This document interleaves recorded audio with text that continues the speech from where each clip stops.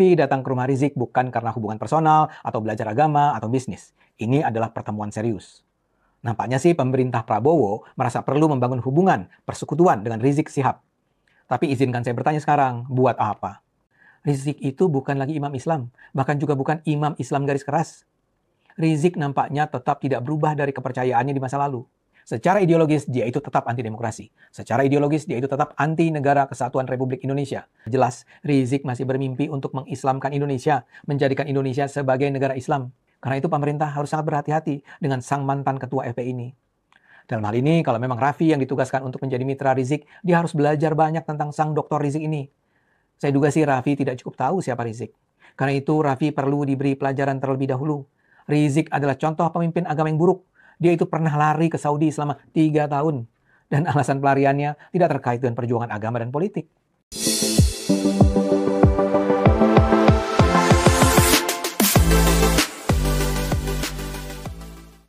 Assalamualaikum warahmatullahi ta'ala wabarakatuh. Media sosial hari-hari ini dihebohkan oleh sebuah video Raffi Ahmad sebagai utusan khusus Presiden bidang generasi muda dan pekerja seni menemui sosok imam besar Habib Rizik Syihab guna membahas banyak hal, utamanya membahas soal kegiatan generasi muda di rumah ibadah dengan harapan akan lahir generasi hebat yang dapat berkontribusi bagi bangsa dan negara. Raffi Ahmad mengaku beruntung dapat bertemu dan berkunjung ke kediaman Habib Rizik karena mendapatkan banyak wawasan tentang pembinaan generasi muda Islami. Akan tetapi, kunjungan Raffi Ahmad tersebut mengundang reaksi banyak pihak, seperti Bang Ade Armando, seorang akademisi sekaligus juga seorang politisi, mempertanyakan apa sih untungnya datang ke Habib Rizik. Apakah ingin mengajak kerjasama? Tapi dalam hal apa? Banyak pertanyaan-pertanyaan yang kemudian dihadapkan terhadap kenyataan kenapa harus ke Habib Rizik Syihab. Intinya, Bang Ade Armando kurang setuju jika Raffi Ahmad membawa label utusan khusus Presiden membahas soal-soal kepemudaan Islami dengan Habib Rizik. Kenapa demikian? Bang Ade Armando kurang setuju atau kurang suka? Mari kita simak teman-teman komentar beliau dalam video berikut ini. Raffi Ahmad menemui Muhammad Rizik Syihab. Raffi datang sebagai utusan khusus Presiden bidang pembinaan generasi muda dan pekerja seni. Dengan kata lain, Raffi datang ke rumah Rizik bukan karena hubungan personal atau belajar agama atau bisnis. Ini adalah pertemuan serius. Nampaknya sih pemerintah Prabowo merasa perlu membangun hubungan persekutuan dengan Rizik Syihab. Tapi izinkan saya bertanya sekarang, buat apa? Karena dalam penilaian saya, Rizik tahun 2025 ini bukanlah Rizik yang bisa dipandang sebagai pemimpin umat seperti di masa lalu. Tentu dia masih penting, tapi bukan lagi seorang tokoh yang bisa mengarahkan umat Islam dalam kehidupan kita sebagai bangsa. Nggak banyak informasi tentang apa yang dibicarakan Raffi dan Rizik bisa kita dengar. Kita hanya dapat sedikit informasi dari postingan singkat Raffi di Instagramnya. Dari paparannya, pertemuan itu sih kayaknya berlangsung positif. Kata Raffi, mereka berdiskusi mengenai pembinaan generasi muda Islami, rumah ibadah, serta menjadikan generasi muda sebagai pelopor untuk memperkuat toleransi serta menjaga persatuan. Menurut Raffi, dia datang dengan mengikuti arahan Presiden Prabowo agar mereka menjaga keharmonisan antar umat beragama.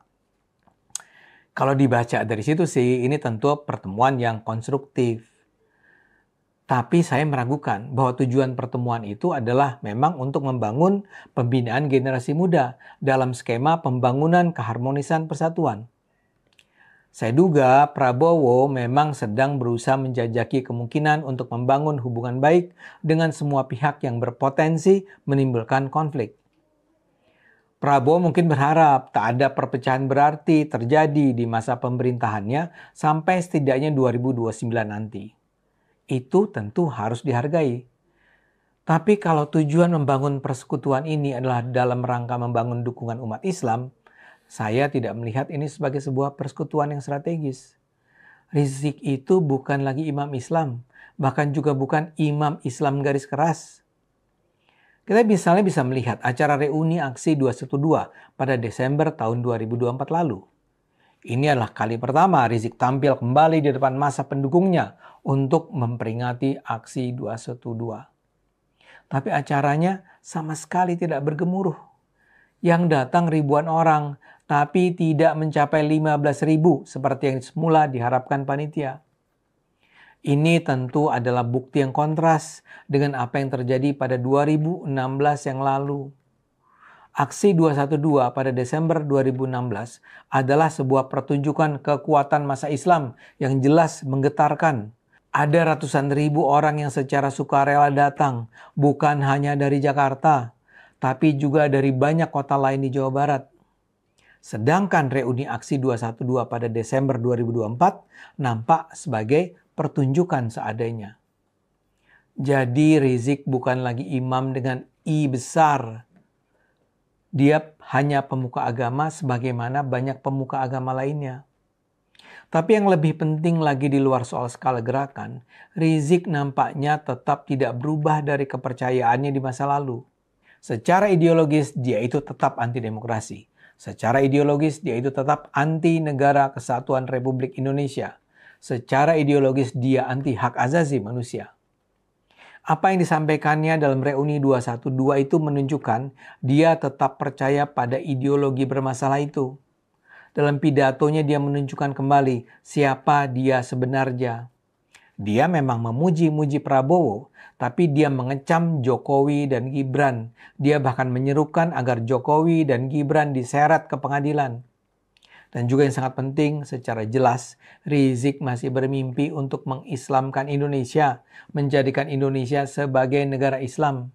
Secara tegas dia mengatakan bahwa seluruh umat Islam harus selalu memiliki keyakinan bahwa ayat suci Al-Quran berada selalu di atas konstitusi. Rizik juga mengingatkan bahwa aksi 212 yang diperingati itu adalah aksi untuk menegakkan ayat suci. Karena itu pemerintah harus sangat berhati-hati dengan sang mantan ketua FPI ini. Dalam hal ini, kalau memang Raffi yang ditugaskan untuk menjadi mitra Rizik, dia harus belajar banyak tentang sang Dr. Rizik ini. Saya duga sih Raffi tidak cukup tahu siapa Rizik. Karena itu Raffi perlu diberi pelajaran terlebih dahulu. Rizik adalah contoh pemimpin agama yang buruk. Dia itu pernah lari ke Saudi selama 3 tahun. Dan alasan pelariannya tidak terkait dengan perjuangan agama dan politik. Dia ketika itu lari agar terhindar dari proses penyelidikan dugaan skandal seks dengan Firza Hussein. Sebelum melarikan diri, dia memimpin gerakan umat Islam untuk membatalkan pencalonan Ahok menjadi gubernur DKI. Disebut sebagai gerakan 212, gerakan tersebut menciptakan ketegangan dan perpecahan luar biasa berbasis agama dan ras di Jakarta. Ahok ditolak karena dia Tionghoa dan dia Kristen. Aksi tersebut sukses mencapai tujuan. Ahok dipenjara dan Anies Baswedan memang menjadi gubernur DKI. Yang penting diketahui Raffi bukanlah soal Rizik mengalahkan Ahok, tapi bagaimana dia mempolitisasi agama dan ras untuk kepentingan politiknya. Raffi kan mengatakan dia dan Rizik berdiskusi untuk menjadikan generasi muda sebagai pelopor untuk memperkuat toleransi serta menjaga persatuan. Raffi kan bilang dia datang dengan mengikuti arahan Presiden Prabowo agar mereka menjaga keharmonisan antar umat beragama. Pertanyaan besarnya, bisakah Raffi bekerja sama soal toleransi, persatuan, keharmonisan dengan seorang pemuka agama yang masih percaya bahwa Indonesia harus dijadikan negara Islam? Pada September tahun lalu, Rizik juga menyerukan agar Indonesia berubah menjadi negara tanpa partai politik. Menurutnya partai politik menghancurkan Indonesia. Karena itu kata Rizik, partai-partai yang ada dibubarkan saja. Yang maju menjadi para anggota parlemen, kata Rizik, adalah orang-orang independen yang dipilih langsung oleh masyarakat. Rizik bukan hanya bicara soal pembubaran partai, dia juga bicara tentang perlunya kehadiran partai yang memperjuangkan syariat Islam. Menurut Rizik, Andai kata negara tanpa partai saat ini belum bisa dijalankan, paling tidak saat ini kita bisa kerucutkan partai-partai menjadi hanya 2 partai besar. Pertama, partai yang mendukung syariat Islam. Kedua, partai yang tidak mendukung syariat Islam. Ya begitulah Rizik. Pemikiran Rizik ini sungguh-sungguh bermasalah. Kalau Raffi merasa perlu bekerja sama untuk mengembangkan kedewasaan kaum muda Indonesia, Raffi punya teman yang sungguh membahayakan. Dan Rizik jelas masih memiliki naluri haus darah yang sangat masih terjaga. Pada September lalu itu, Rizik juga menyerukan umat Islam untuk menghadapi apa yang disebut pasukan berani mati bela Jokowi, yang dikabarkan pada 22 September itu akan menggelar aksi kekuatan di Tugu Proklamasi Jakarta. Pasukan berani mati ini sendiri sebenarnya cuma bualan atau kabar bohong yang nampaknya dengan sengaja diedarkan untuk menjatuhkan nama Jokowi. Mereka yang berusaha melacak keberadaan pasukan tersebut gagal menemukannya di mana-mana. Tapi bagi Rizik, ini dimanfaatkan baginya untuk memobilisasi kelompok-kelompok Islam garis keras untuk melawan kubu Jokowi. Untuk menghadapi pasukan pembela Jokowi, Rizik memerintahkan umat Islam untuk waspada, siaga 1. Rizik meminta para jawara menyiapkan Laskar Islam, Persaudaraan 212, FPI. Dia bahkan meminta umat Islam agar mengasah golok yang tajam. Orang semacam inikah yang hendak dihormati sebagai pemimpin umat Islam? Seperti saya katakan, Raffi dan pemerintah harus berhati-hati. Bahkan lebih dari itu, saya berharap pemerintah Prabowo mengabaikan saja upaya menempatkan Rizik Syihab dan kubunya sebagai mitra strategis utama umat Islam. Komentar dari Bang Ade Armando yang barusan kita simak itu cukup tajam.